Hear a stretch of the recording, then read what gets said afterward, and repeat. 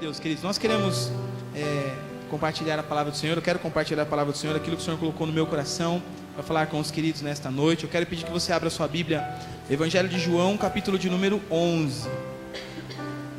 Glória a Deus. Estava enfermo Lázaro de Betânia, da aldeia de Maria e de sua irmã Marta.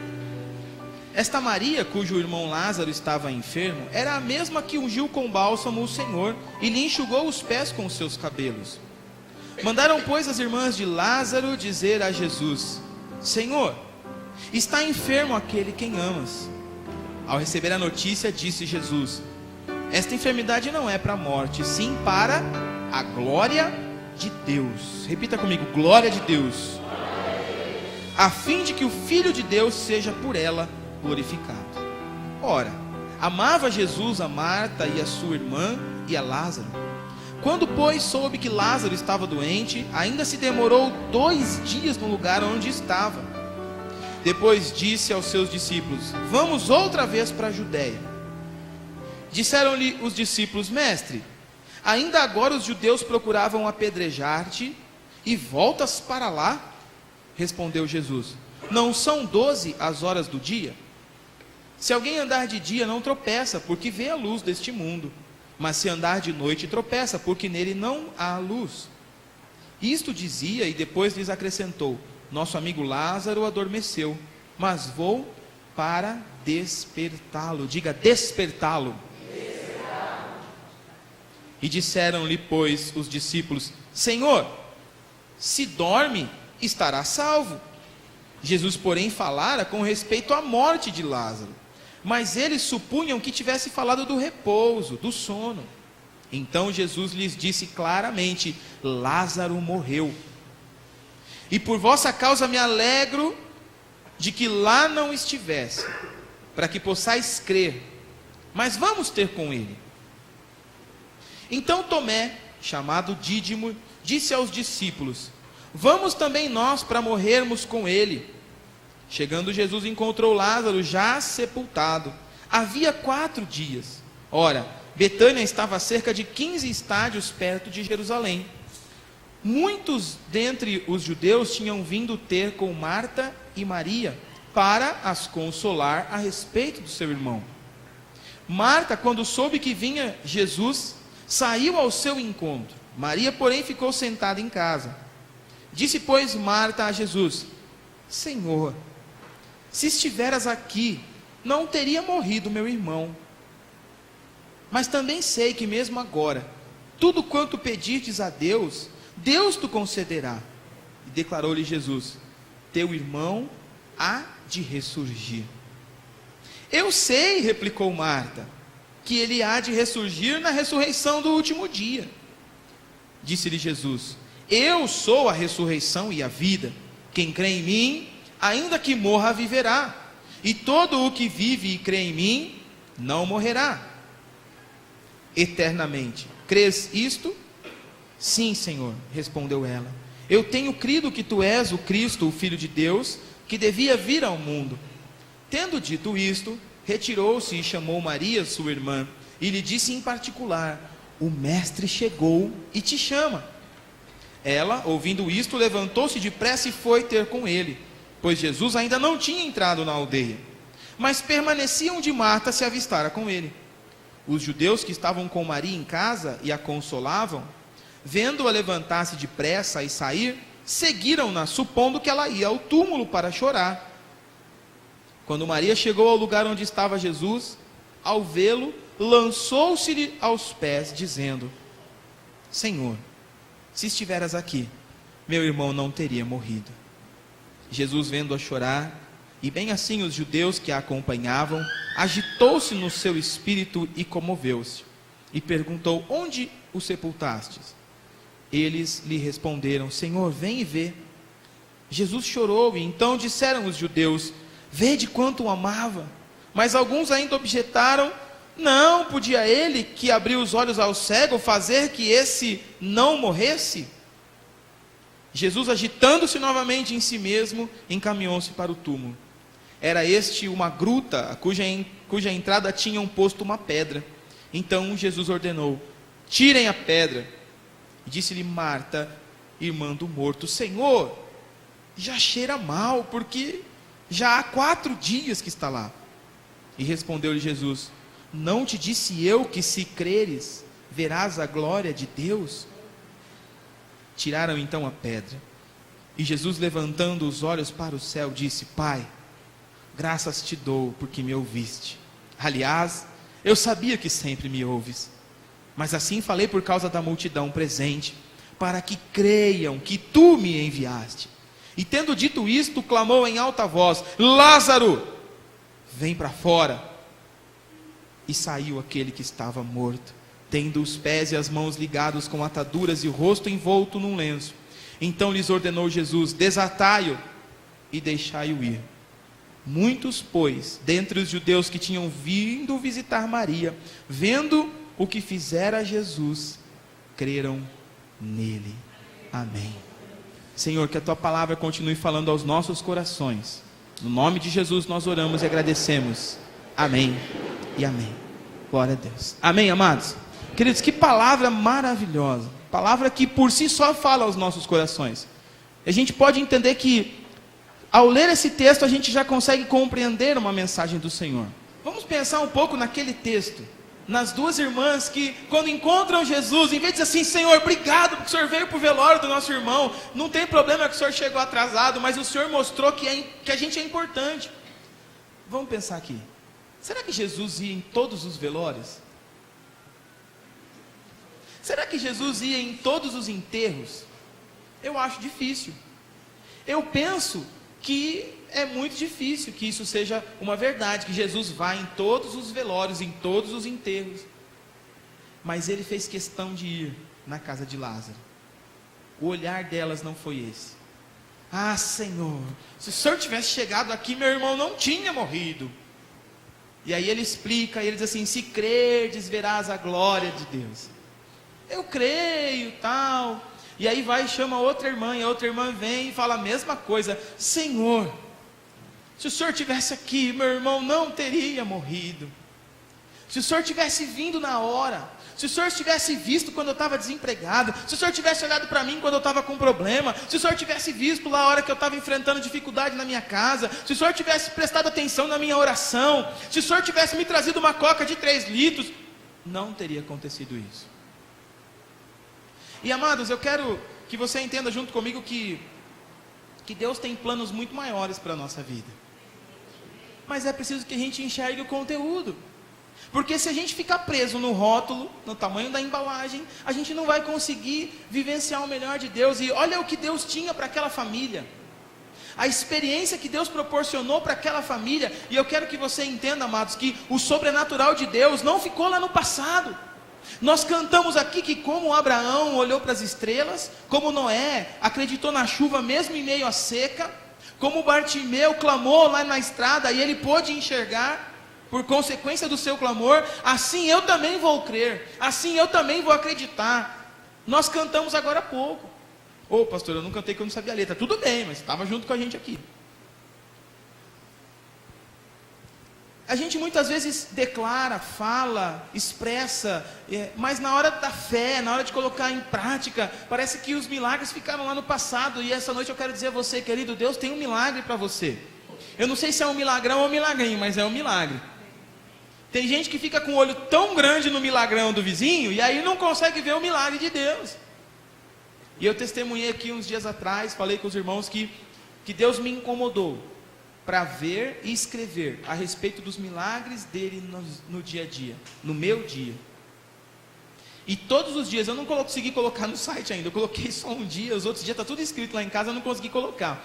Mas Deus me incomodou de uma forma muito clara, mas assim, muito objetiva. Assim, você precisa do quê? Precisa de um relâmpago, um raio, o céu abrindo, eu gritando, Denilson, para acreditar que eu existo? Para entender que há milagres acontecendo no nosso dia a dia?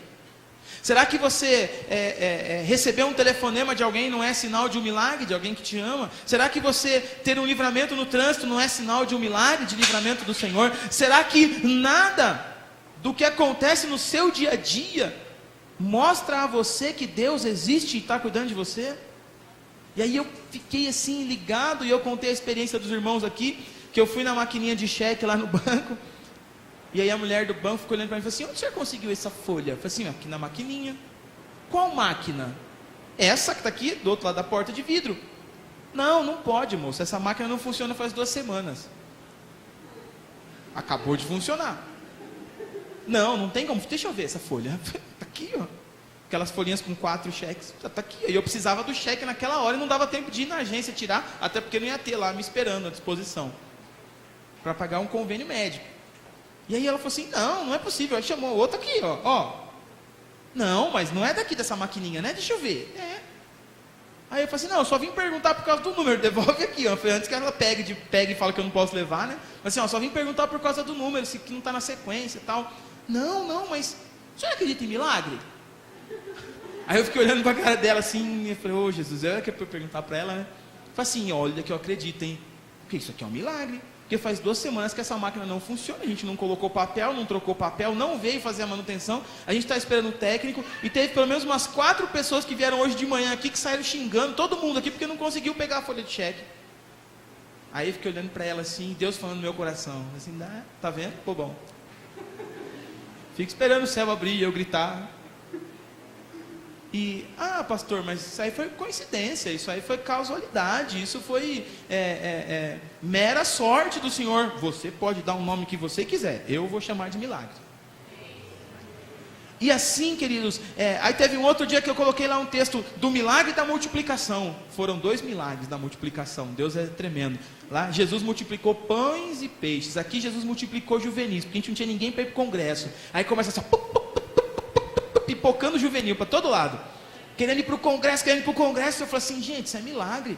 E aí Deus falou assim: tá vendo? Eu faço. E os juvenis: eu quero ir, mas e agora? E aí, qual outro milagre que precisava acontecer? Multiplicar dinheiro. Aí no dia seguinte, aí no domingo, nós vamos fazer uma oferta aqui, irmãos. Aí naquele domingo nós levantamos mais de R$1.000 aqui de oferta para os juvenis, para abençoar. Aí liga, aí tinha abençoado. Chega na quarta-feira, mais 2 querendo ir. Falei: e agora, Jesus? A gente tem mais tanto, será que dá? Aí um arrumou mais 100 com a mãe, outro arrumou mais 50. E todos eles foram, se divertiram, foram abençoados. Foi uma bênção. Deus tem feito milagres nas nossas vidas, no nosso dia. Basta a gente ficar atento ao conteúdo, a essência que é a palavra do Senhor, que é a presença do Espírito Santo. Porque às vezes a gente fica olhando a embalagem. E aí, como foi aqui o exemplo que os meninos nos deram? Mano, 3 litros para você, né? Poxa, a minha é uma latinha, 350. Mas o conteúdo é o mesmo. A palavra do Senhor diz que se nós tivermos a fé, o tamanho de um grão de mostarda, vai ser possível nós declararmos ao monte: levanta-te, lança-te ao mar, e ele vai se lançar. Não é o tamanho da fé que vai fazer a diferença. Quando nós declaramos aqui que como Moisés abriu o mar vermelho, como Josué derrubou a Jericó, como Paulo e Silas louvaram na prisão, mesmo no maior problema. Aí eu quero então dizer que eu quero que você guarde essa primeira observação minha. Há problemas, há situações, há dificuldades que nós muitas vezes enfrentamos para que o nome do Senhor seja glorificado. Eu pedi para que você repetisse, não é, que a doença não era para a morte, mas era para que o nome do Senhor seja glorificado. Que eu não estou dizendo que Deus vai jogar uma doença em você, eu não estou dizendo que Deus vai tirar o teu emprego. Eu já falei aqui outro dia, não consigo concordar com o negócio de, o diabo roubou meu emprego. Ele não vai trabalhar no teu lugar, então ele não roubou o teu emprego. O inimigo roubou meu carro. Não, ele não vai dirigir teu carro. Ele quer tirar a sua comunhão com Deus. E aí, o incidente que aconteceu lá, que você faltou 3, 4 vezes, chegou atrasado e perdeu o emprego, aí ele vai começar a minar a tua relação com Deus, porque o desejo dele é te afastar da presença do Senhor. O desejo do diabo não é ficar com o teu carro, nem com o seu trabalho, com o seu esposo, com a sua esposa, com nada teu. Ele quer a tua alma. E aí a gente não entende isso, e aí começa a ficar, meu Deus. E aí aqui a palavra nos dá assim uma direção: olha, cuidado, porque alguns problemas, não está dizendo que todos os problemas são naturais, são de Deus, não, mas alguns problemas, aqui no texto, algumas enfermidades, e no caso essa enfermidade não é para a morte, mas é para que o nome do Senhor seja glorificado. E eu quero dizer, querido, segura as pontas aí. aguenta o rojão, porque muita dificuldade que a gente enfrenta não é para a gente morrer na fé não, é para que o nome do Senhor seja glorificado. Ai pastor, mas o senhor não sabe o que eu estou passando, o negócio está feio, está estreito, não vai ter leite, não vai ter pão, não vai ter arroz, não vai ter feijão. Querido, Deus vai abrir uma porta, Deus vai prover, porque Ele não é homem para mentir, e Ele vai estender a mão sobre a tua casa, sobre o teu celeiro, e vai dar a provisão, porque a palavra dele diz isso. Ai pastor, mas é porque surgiu lá um problema, eu fiz um exame, eu não esperava nada, e de repente esse exame mostrou lá um nódulo, um caroço, um não sei o que. Não me importa, querido, se a vontade de Deus é que você seja testemunha, você vai ser testemunha do agir de Deus na tua vida. Nós temos testemunhos aqui de pessoas que passaram por situações difíceis de saúde, situações problemáticas, complicadas, que você vai falar assim, se fosse eu já estava desesperado, e a pessoa fala assim, eu confio no Senhor, eu olho para os montes, e de onde vem o meu socorro? Meu socorro não vem de lá. Quando o salmista escreve isso, ele está dizendo assim, olha, as cidades mais fortes, como Jericó, que nós cantamos que caiu, elas eram construídas no cume dos montes, lá no alto, e elas tinham grandes muralhas ao redor, protegendo para que os povos inimigos não chegassem até lá. E quando ele diz isso, ele está dizendo assim, olha, eu olho lá para os mais altos montes, eu vejo aquelas cidades fortificadas, e eu tenho convicção de que não é de lá que vem o meu socorro, que não é de lá que vem a minha segurança, porque o meu socorro está no Senhor. Querido, deixa o teu socorro estar no Senhor, o seu socorro precisa ser no Senhor, senão você vai olhar para a cidade e vai falar assim, e agora, será que eu estou protegido, será que eu não estou? E esse problema, será que é para a morte, será que não é, será que eu estou lascado de vez? Eu quero dizer, querido, o mar pode estar bravio, acha um pedacinho de madeira, faz igual no filme, acha um tequinho de madeira, se segura, fica boiando, treme, mas aguenta firme. Pastor, mas a enfermidade está batendo a porta, e agora o que é que eu faço? Confia no Senhor, crê, espera. Mas e se não tiver nenhum resultado? Se eu tiver que fazer quimioterapia, se eu tiver que fazer transplante, se eu tiver que fazer quebrar pedra? Querido, confia no Senhor, porque aquele homem chegou à morte.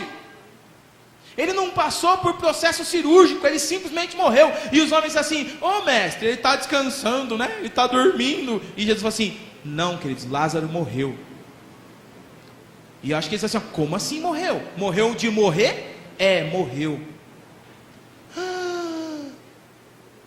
Imagina a cara dos discípulos. Rapaz, o Lázaro morreu mesmo. E aí então Jesus declara que vai até lá, vamos até lá.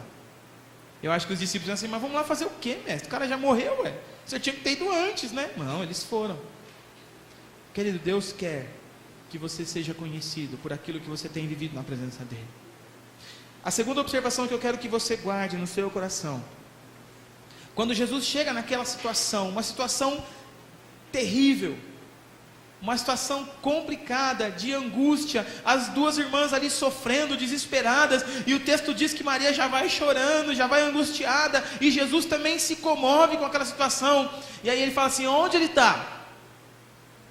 Vem Senhor, vem ver o Senhor mesmo. Quando ele pergunta assim, aonde ele está? Amados, como é que foi a cura do filho do centurião? Mestre, diz uma palavra, que ele vai ser curado, o Senhor não precisa nem vir aqui, só diz uma palavra. E aí Jesus fala assim, então pode voltar. E quando o camarada volta, está curado. Quando Jesus chega até lá, ele podia dizer assim, Maria, vai lá e manda tirar aquela pedra que colocaram na frente do túmulo, que ele já ressurgiu dentre os mortos. Talvez alguém fale assim, como o senhor sabe que a gente colocou uma pedra? Aí ele diz assim, eu sou Jesus. E ele não teria ido no mercado, né, buscar Coca-Cola? Mas ele diz, Jesus.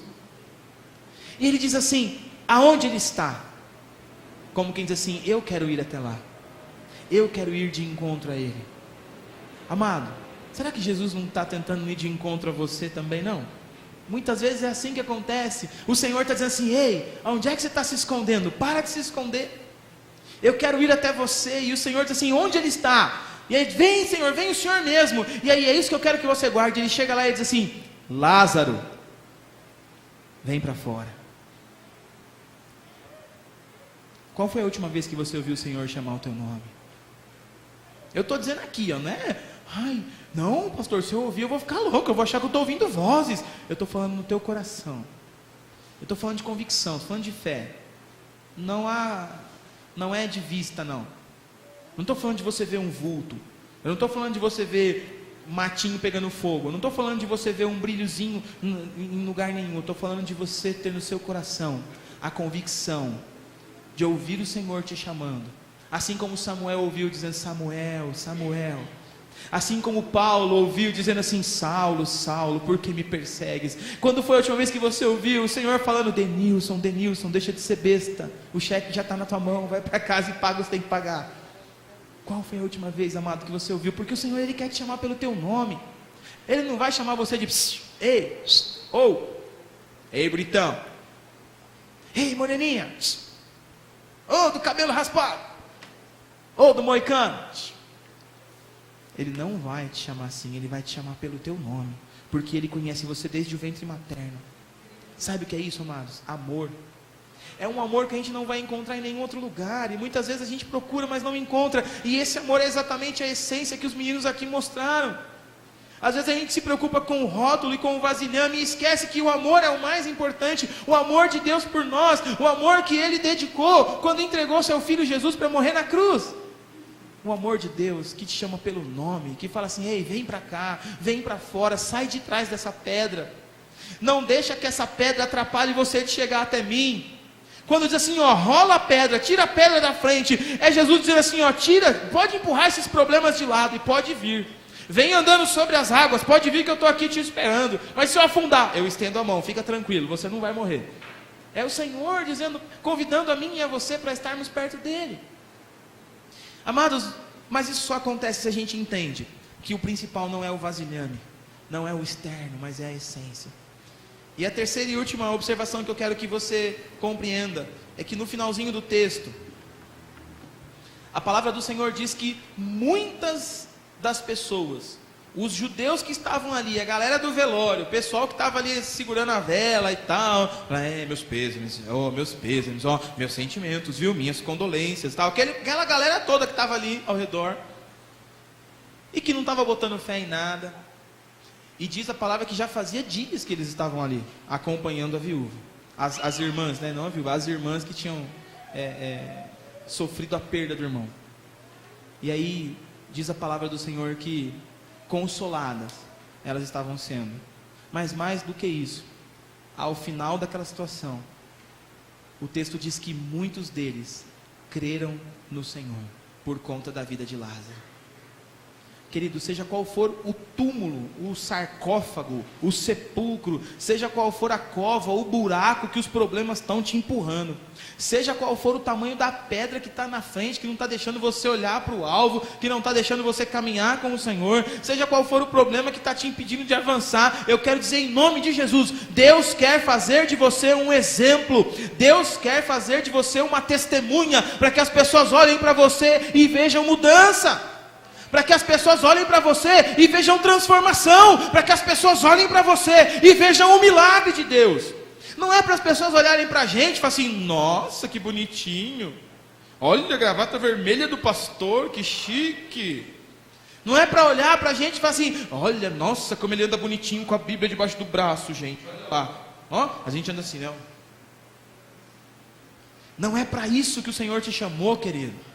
O Senhor não te chamou não para você, domingão, vai lá, 40 minutos de chapinha, e tal, e melhor vestido para...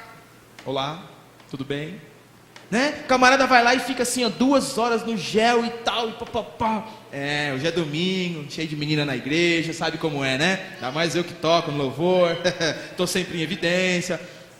Deus chamou a mim e a você para que nós sejamos testemunhas aonde nós estivermos, e o testemunho é pelos olhos, o testemunho é pela vida. Lázaro não fez nada, Lázaro não falou nada, amados, Lázaro não falou uma palavra, Lázaro não deu um sorriso, Lázaro não deu, irmãos, e eis que eu quero dizer, eu quero dar aqui o meu testemunho, aleluia, porque eu saí das trevas, aleluia. Ele não falou nada, ele simplesmente obedeceu a palavra do Senhor, que diz assim, Lázaro, sai daí, vem para cá. E as pessoas, ao verem o que Deus estava fazendo, já começaram a glorificar e entender que aquele era um milagre, Querido, você não vai precisar falar, você não vai precisar fazer, você não vai precisar espernear. Fique tranquilo, porque só o que Deus vai fazer na sua vida, se você deixar, vai ser um grande testemunho. E pessoas vão se converter, pessoas vão conhecer o Senhor, pessoas vão entender quão grande é o amor de Jesus, porque elas vão ver o que Deus está fazendo na sua vida. Elas vão perceber que para você não importa o tamanho da Coca-Cola, o importante é que você tem. O importante é que você tem. E por mínimo que seja, Deus é quem faz multiplicar, superabundar. Entenda isso, amado. Deus está te chamando para ser e para viver um tempo diferente em presença dele.